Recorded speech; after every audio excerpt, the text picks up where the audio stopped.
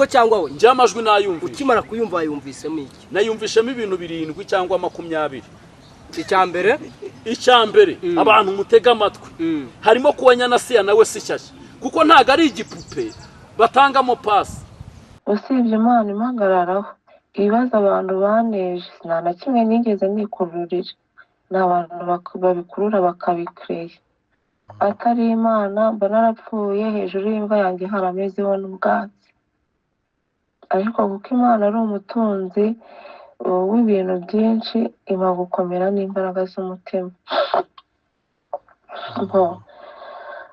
agakubitira ideni ry'uyu ngo ni Sifa arampamagara umutima ugahagarara ku buryo mba numva isaha n'isaha nzashiduka ibintu biri mu itangazamakuru kandi njye nta kibazo kuko urugamba ndarumenyera ariko umukozi w'Imana wagiye nubwo yagiye rwose bizasigara byitwa ikindi kintu kabiri abantu bazi ngo afite amafaranga menshi cyane iposita abasha no gusembuka ariko ni kwa kundi Imana yisigira umuntu ugasanga ntabwo usa n'ibibazo nyine urimo uyu ni Asiya ariyo arumva ntabishaka muri makeya ahubwo uko gushaka kwanjye byagabanya n'ibibazo cyangwa ibibazo nyine nkubwira ibintu bijyaniranye n'ibintu by'amagambo wasanga utari kumbuye kurongorwa wasanga utari kumbuye kurongorwa ubu uri kubona ntabishaka koko wasanga utari kumbuye ubishaka kurusha uko ubitekereza none se ubu ngubu ko mbona nta ntuza wenda ko ubona nta muntu ni uko ari ibintu biba byaje bigahurirana ibibazo byinshi cyane umuntu aba afite mu mutwe ariko njye ntacyo umva nta kintu na kimwe mba naguhishe pe ntacyo mba nakubwiye ikindimo cyose ariko nyine ugashaka kunyereka ko mbeshya kugeza narakubwiye wowe watuma umuntu akubeshya kandi ukuri kwanjye ukuri nakubwiye ni uko ntakubwiye ntabwo kuba guhari kugeza nawe mbwira ati menya narumvisha amabwire mbese amabwire numvishije birenze ibyo wanyibwiriye yagipfakara yahise agera mu biganza bya Pastor Mutesi niho yaruhukiye kuko narabarebaga amera nk'umuntu umuhojeje umuri hafi nimba ari we wamuhaye pasi harya ngo babyita ngo inki ngo ni ugutanga pasi nimba ari nawe wamuhaye iriya pasi yamuhaga arayiyobewe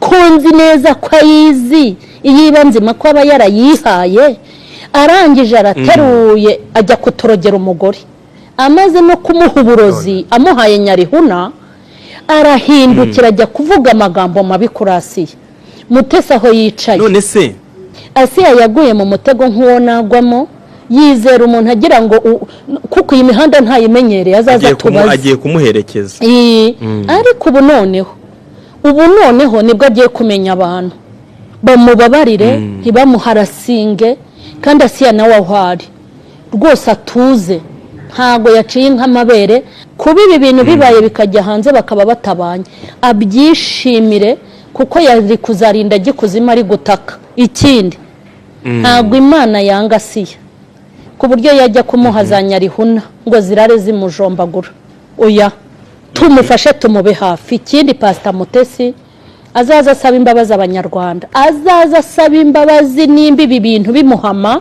wasanga tunamubeshyera atari byo ariko ibi bintu iri audio nimba ariye yasohoye azaza asaba imbabazi kuko ntago byavamo nawe turamurwaje narwaza abandi barwaye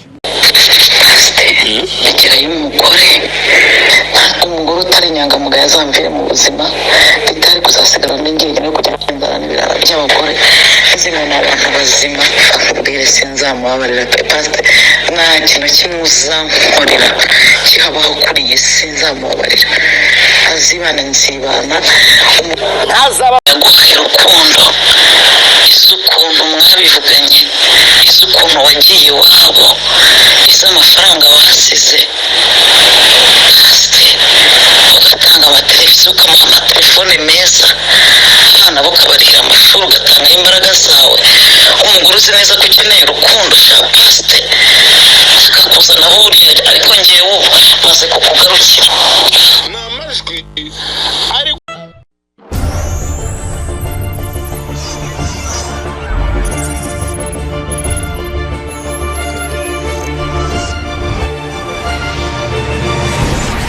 cyangwa we njye amajwi nayumvise ukimara kuyumva yumvisemo iki? nayumvishemo ibintu 7 cyangwa 20.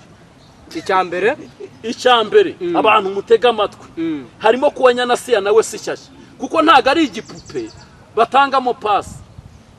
ubwabyo kwemera gufata iyo nimero no kwemera gucatinga kugeza umugabo ashobora kubikuza amafaranga akayamwoherereza, ubwo nabwo ni ubujura, mujye muvugisha nkemeranywa nawe. oya ngereka umveze kiyeri reka nimukayobya abantu. nta muntu muri inshuti itonde ushobora kukubwira ati wamaye nimero tandukanye ibyo bintu, itonde tandukanye ibyo bintu. ubundi si ubwo wavuje voice icyambere mu byo numvise, ariko weho ntabwo uwanyana wishaka ko ari muri limite itatuma teretwa. buretse gatoya siko bimeze, buretse gatoya. ariko niba bamuterese twe kubyita yuko ari umukuzi w'abagabo. oya bamuterese bivuye ahubwo abagore bamenyereye gucuruza abagenzi babo. ntabwo ngemba nshaka ko none se reka nkubaza bacuruza impumyi abo we ntawe wacuruza cyangwa ntawe wagucuruza akagutangamo pasi. naba nabyemeye nyine none ubwo nyine bwo kubyemera ni ryo kosa nshinza si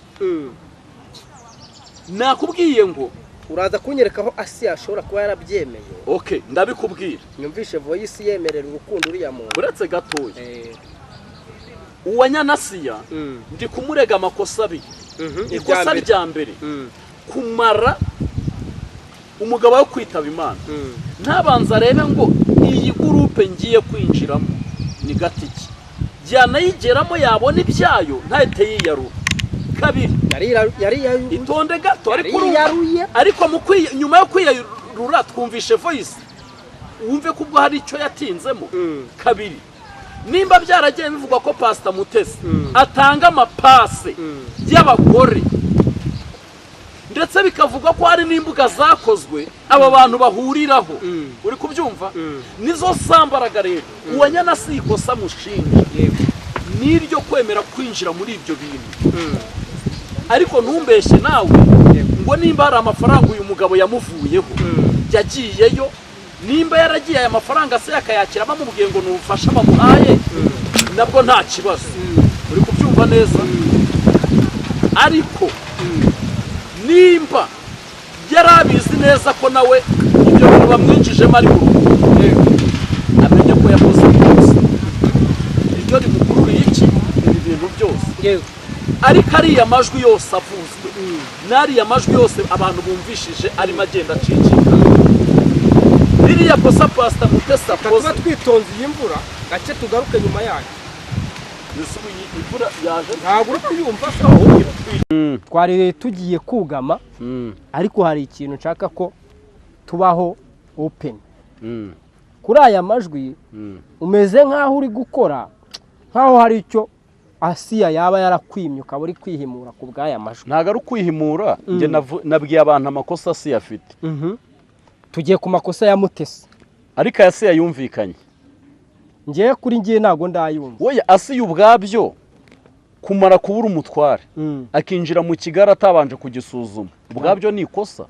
icya mbere wibuke ko atari Kigali n'ubundi yari asanzwe abana n'aba badamu.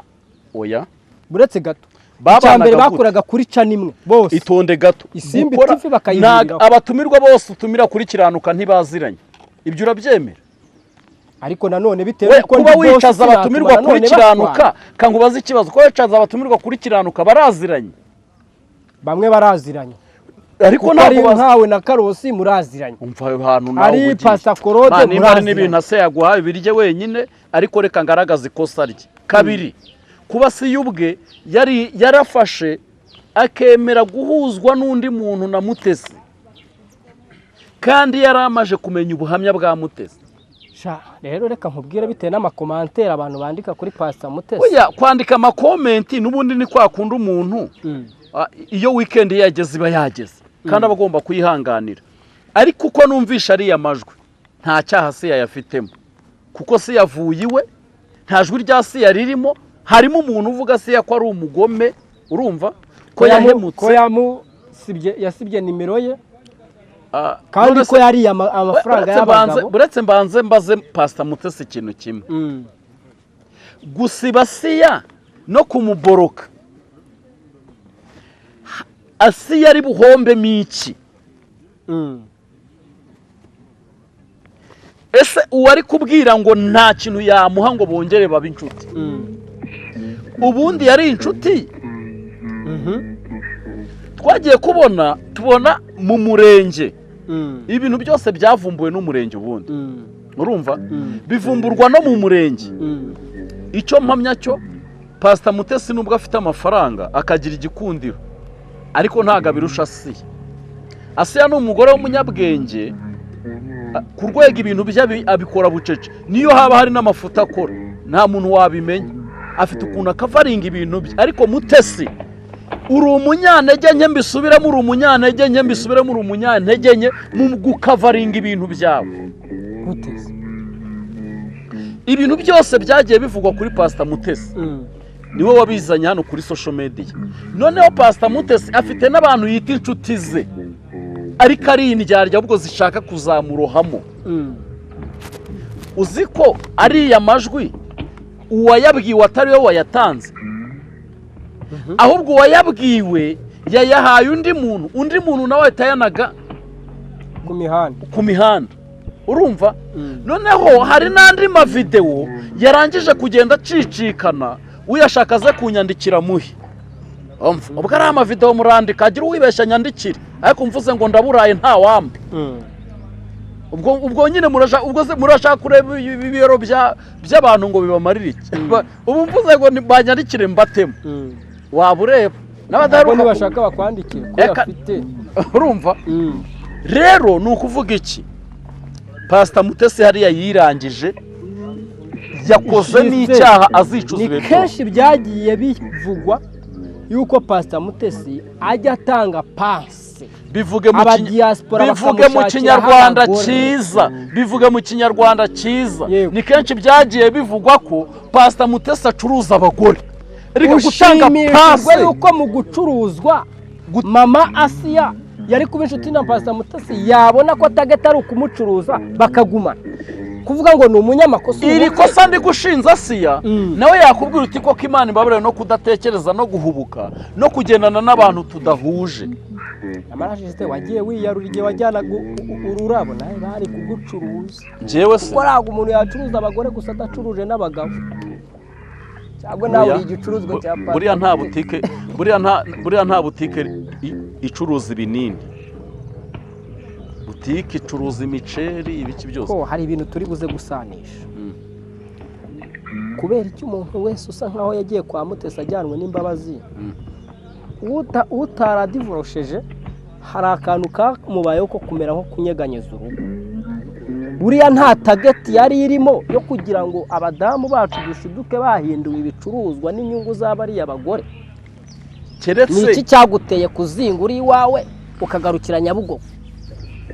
Nyine nawe ivugemo. Ni iki cyanteye? Man, bisoze nyine, bisoze nawe. Dukomeze. Ni iki cyaguteye kunywa inzoga kuva wavuka utarasoma?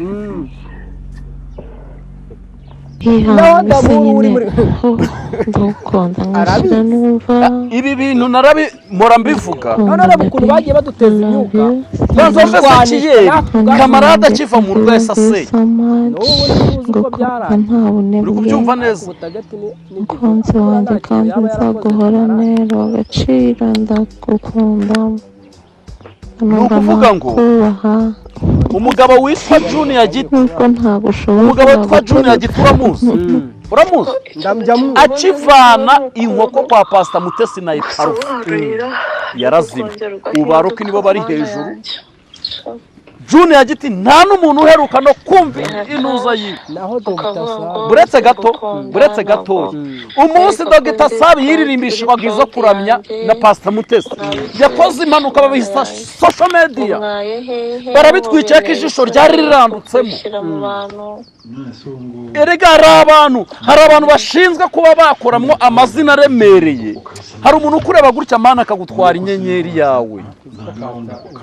Bishop Gerard nawe asa nkaho yanyeganyeze mukuru. We Bishop Gerard we yararangije ejo mushobora no kubyuka musanga ati nkonda. Nuko ibintu tuvuga akinkonda ko niko kabi. Inkonda ngo niko kabi. Yarwaye iki? Ngo inkonda niko kabi. Uzi ko usekeje. Uzi ko uhura n'umuntu muzima ejo mugahura ati nkonda. Nese ubureka nkubwire. Mbwira kuva Bishop Gerard yatangira urugendo rwo guhura na Pastor Mutesi. Mbwira ikintu yiyunguyeho uretse ko wenda wamusasira kuko muri inshuti. Cano yarayiriye, kamera arayiporeza. Afite indi yitwa Tubakumbuze TV. Ariko siyo ibyo ngibyo. Barayiguze ndi mu bantu bayiguze ndayihindura ngira gute na gute. Yayiguze gute? Yayiguze gute? Ngiye ndabizi ariko. Yayiguze ate? Nyine yayiguze ate? Yahitwayiguze amafaranga. Yakuye tutewe inkunga n'umuntu. Sawa rero. Yego nyine nuko atagishaka kuba mu matiku. Ariko ashobora kuba yashaka kuva mu matiku akabana n'abagore bacuruza bagenzi babo. Akinjizwa muri di. Bishop Gerard mu bukwe yasenze isengesho urumva ririmo amaganya. Iryo sengesho ritari riri mu mwuka. Iby'isengesho byari ririmo ibitekerezo ndetse n'ubwenge bwinshi. Muri bubone kurigira neza. Pastor Mutesi nayo ni umukinnyi rega ndamuzi ntago ari ubuye kwa prodi. Ego ko mu kanya birajya. Ni ukuvuga ngo rero icyo warumbajije Pastor Mutesi rwose ibyawe byanarangiye. Ubanza Feredina nawe yaraje afite igiti cyo kukurangiza kubera yuko ibintu bivuzwe muri ubu bukwe. Mwese mwakubitanye urukundo niwo waje hano uvuga ibintu by'impeta y'ikinyoma. Feredina gukubita ikinyoma umuhoma ikindi. Ariko dukurikije ari amajwi ngende Feredina sinanararana nawe. Tugende ari muri ziri audio harimo ijwi rivuga ko Pastor Mutesi atabana n'abagore bibirara. Ari Uwanyana Asiya madamu wa Nyakwigendera na Pastor Mutesi ninde kirara utaraharenga aho ngaho banurira uje kure kuko atanze ururabo buretse gatoya. Uwanyana Asiya hari umugabo yigeze agira umugabo urenze umwe wapi? Pastor Mutesi umuryango ntubitse inkwano enye. Urumva icyo kintu? Ubwo se ahubwo reka mbwira abagabo uhereye ku wa mbere. Kambwira abagabo uhereye ku wa mbere bagende babasubiza inkwano zabo. Muziranenge niyambuka tege azare karama inkwano Rusagara rero atanze. Cyane ko n'ingofero bagombaga kwambika umugabo wo mu muryango wo kwa Rusagara bayambitse Gerard. N'inkoni bari gutanga bayihaye Gerard. Gerard na Mutesi bafatanya kwishyura ibyo bari abantu. Baraje mu rukundo baradushuka ngo bari mu rukundo. Ntibagabanye intwererano mureba. Yijana. Iriya niyo bagabaniye habona. Ayo batsimbye mu mifuka rero ntago tuyazi. Ndi gufashwa. Nuko uvuga ngo rero uyu Pastor Mutesi cyo koze ikintu nshima Imana ni kimwe. Umushoferi abafite amahirwe menshi yo kwicwa n'impanuka. Umumotari nuko. Umufundi abafite amahirwe menshi yo kwicwa n'igikwa cyangwa agakubita umusumari nabo ugatumbagira ukagaruka mu bwonko. N'umuntu ukunda abagabo rero abafite amahirwe menshi yo kwicwa nabo. Si babaye bane. Nabwo uburyo byagaragajwe bisa no kwicira Uwanyana Asiya CV yiwe n'izina ryiwe cyane ko yagaragajwe nk'umudamu uri gukura abagabo. Ese Uwanyana Asiya akennye iki? Amafaranga y'abagabo. Impamvu uri kumbwira Uwanyana Asiya ukumva sindi kumuvugaho cyane. Burya munda ni kuri.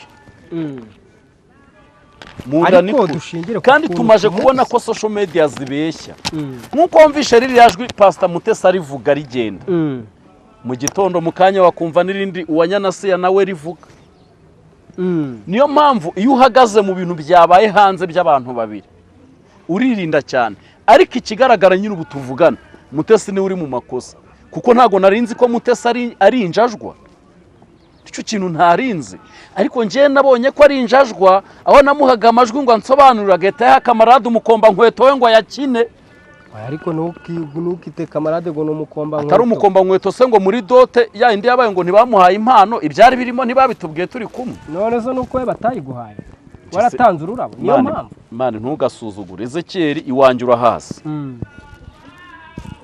umugore wanjye uramuzi urumva uko Pastor Mutesi ateye narababwiye ngo siguyanjye iriya ni guya ba Ferdinand n'abandi batware bagiye bamushaka ariko hariya nje ntago ari guyanjye kabiri nje ntago nataha ubukwe narabivuze kuva kera bw'umuntu wagize ibyo yaturiraho umushumba mugenzi wanjye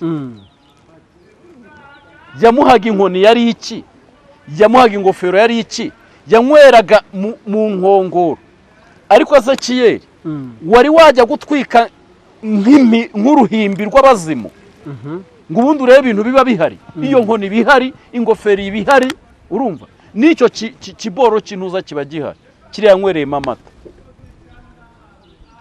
nyine mwebwe mubirebera muri iyi si gutya mukabyita ibya social media ariko urangira aba yarangiye my friend ndakubwiye ngo njyewe tera kamera umbwira umuntu wagiye kwa Pastor Mutesi akaba ari umunyamugisha narakubwiye ngo ukuguru kubiryo kwa Pastor Mutesi sinzi impamvu mutabyumva kuziritseho abagore bananiwe ngo kukanazirikwaho n'abagore b'abadivorce ndetse kugashaka kujyamwo kukagibwamo n'abagore bapfushije abatware babo kunanirwa urugo ni kimwe kuba umudivorce ni ikindi no kuba wabaye umupfakazi ni ikindi abo baziritse kuri uku kuguru kuziritsweho abagabo ingo zananiye n'abagabo bafite amarari gusa abo bose bakuruwe n'iki umuntu wa mbere watumye Pastor Mutesi apfa ni umugabo witwa Umurungi Sabe aho uyu Murungi Sabe yatangiye platform irusha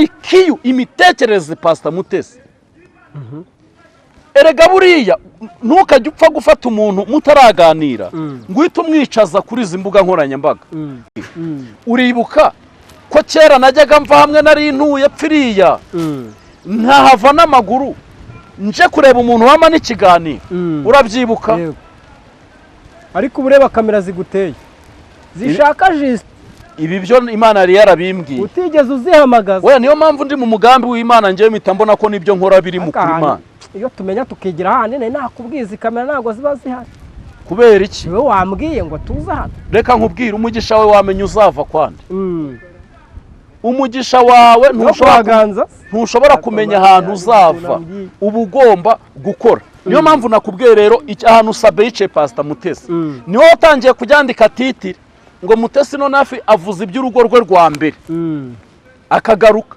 ngo Mutesi none avuze iby'urugo rwe rwa kabiri akagaruka Mutesi avuze iby'urugo rwe rwa gatatu Mutesi yatagaragara avuga ngo yakwema impeta y'ikinyoma iyo meta y'ikinyoma ndaza ndamubaza ngo iyo ukuri ni iyi ku bagabo babiri ase buri iriya meta y'ikinyoma yayambaye igihe kingana iki abantu bakana ko atari umunyabinyoma kandi yari afite impeta yari yarambaye niyo mpamvu rero nkubwira ibitutsi yatutse uwanyanasiya Imana imwezi namutunganye ndetse n'imivumo yamuvuma ntizakurikirana uriya mubyeyi kuko naje ngewe ntago ndi mutoya cyane nakunze kubona bavuga ngo uriya mukobwa iri zuba ntirimusiga bikarangira twayinda koko muri iyo mpeshyi iyi mivumo ya Pastor Mutesi n'ibi bitutsi Imana idufashe ntibigire ingaruka mbi ku wanyanasiya ngende uwanyanasiya numvisha amazwi asohotse nahita ninjira mu masengesho y'iminsi 3 ntarya ntanywa nakumira iyo myuka n'indi nahumetse kuko nimba nshobora gutangwamo pase narangiza ibyo bintu bikagaruka kuri social media ahubwo turaje tumenye n'ibindi narababwiye ngo nyuma y'ubu bukwe hagombaga kugira ikibazo kibaho ntikibaye tugomba kumva ibingibi kandi buriya baca umugani ngo iyo umuroza kuroza ntupfe ibirozi bimusubiraho niko numvisha abakuru bavuga. Rero Pastor Mutesi yere kwita abantu harya mwise ngo iki ikirara, ubu koko ari uwanyanasiya uretse ko tuve noneho muri ntuzi none utangiye kuzamo ko numva ubu koko ari uwanyanasiya na Pastor Mutesi ninde kirara? Ni ukuvuga ngo kanitonda bitaba bigize ibyaha, ariko ubwo ikirara muracyumvisha twarabamenye ngo mamushaka ibintu tuvuga ngo bikaduhuza ngo n'amategeko. Pastor Mutesi wisuwanya ni kirara, none nanjye reka mubwire ngo ikirara kimenya ikindi kirara, kuko bigoranye ko wamenya ikirara nawe utari ikirara, kandi n'igihe wasanga impamvu mwisi kirara ari uko wamwigishije iki uburara. Uzi umunyeshuri wawe rero wigishije uburara, uzina karite yaho uburara bwe bwari bugeze. Ubwo rero kirara kimenya ikindi, ariko wanyanasiya si ikirara, ni umumama yagiye ategwamo imitego. Sabesha yateze imitego iyi uwanyanasiya arayitoroka, ariko yari imukozeho ahita acika kuri social media. Harimo uwo gukuramo impeta, harimo n'uko umugabo we arinde ari Yesu. Ariko Sabakata avuga twumva akantu kavuga ngo ndarana n'umugabo mbana nawe, uri kumva neza. Rero bishatse kuvuga ngo iyo mitego yose arayirenga, cyo ko zari umugabo maze kubona umeze nk'ashobora kuba ari muzima amahari, ariko nuko ntaramenya ibyo. Uriya mutipe witwa Chita ubanza wari muzima, ariko nawe akabindyarya. Ako Chita ntago ari indyarya, reka nkubwire uburyarya ntago mbyemera. Wamaze n'ubundi se ni ngombwa ngo twemeranye? Rega ntago ari ngombwa ngo nemeranye nawe. Chita ni umuntu, Chita dore uburyarya bwa mbere utajya ukunda guhuza na Sabe. Dore uburyarya bwa mbere urumva se amashereka yonse utayumvishije nayo. Eregeze cyeri niba uri igisambo tugendana nanjye nziba. Chita niwe wicaye aravuga ngo Pastor Mute mvuga ibyawe. Waba ubyibuka icyo gihe? Ndabyibuka. Okay. Byo muri Cameroon. Okay. Arangije arabizinze. Byo muri Kenya. Okay. Arabizinze. Kurumva atarabizi. Ejo bundi tuvuze ngo Chita yahawe impano ntiyagaragara. Ejo abo wa mbere mu bukwe. Urabyumva weho? Ni umukinnyi. Niwe waremusi. Urumva impamvu bwa mbere atagaragaye, none se niba bari bamuhaye cyo mukura amaranga mutima mu biganira abantu bagire. Rero Pastor Mutesi reka muhe itangazo rikomeye. Nimba warigeze ukizwaho, yego, ukaba warigeze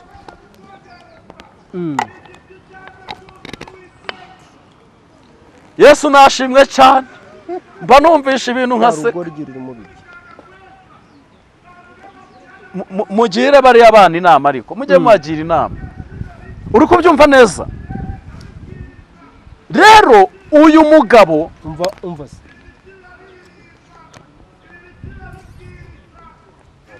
arya nutwo tuntu abagendanagamo nyina nagamo. Rero bishatse gusobanura iki?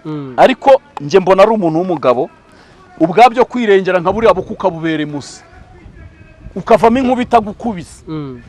Ubanza ariko atarazi byabereye mu rusengero. Ariko reka mbwire Pastor Mutesi nimba yarigeze asengaho niyongera asenge. Pastor reka duse nk'abasuriza. Pastor Mutesi nimba warigeze ugiraho mwuka wera, ndakwinginze ongera ushake mwuka wera, wibuka uba muri bwa buzu Imana ikagukura ikagushyira muri etaje. Rero wibuke wongera usubire ku isoko usenge, kandi ibi bintu bihandoringishe guceceka, ntusubire muri ribu, ntiwongere guhanganisha ibindi bintu. Kandi nirijwi ejo ndaza nkubwira aho ryavuye. Ushobora gusanga ari we waritanze n'ubundi. Yego. Gusa ntazi impamvu aba yagize ute aba yabitanze. Yego. Reka dushimire Pastor Justin, dushimire n'abari badukurikiye, tubabwire ngo ibiganiro byacu nakagaruka. Nitwa Ezekiel Rukundo, murakoze.